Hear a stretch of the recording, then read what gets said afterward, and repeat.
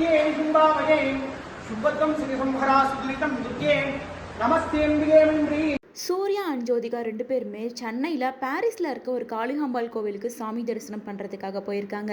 அங்கே 2 பேருமே ட்ரெடிஷ்னலாக போயிட்டு சுவாமி முன்னாடி நின்று ரொம்ப நேரம் அமைதியாக தியானம் பண்ணியிருக்காங்க.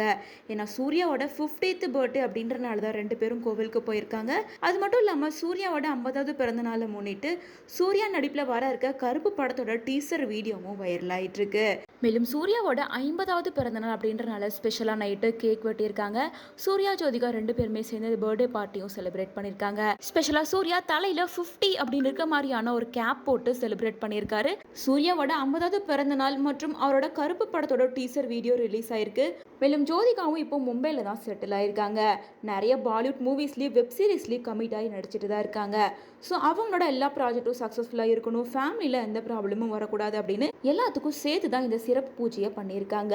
மேலும் சூர்யா ஜோதிகா 2 பேருமே சுவாமியை பார்த்து மெய் மறந்து உட்கார்ந்துருக்க மாதிரியான இந்த கிளிப்ஸ் தான் இப்போ சோஷியல் மீடியாலையும் வைரல் ஆகிட்டு இருக்கு.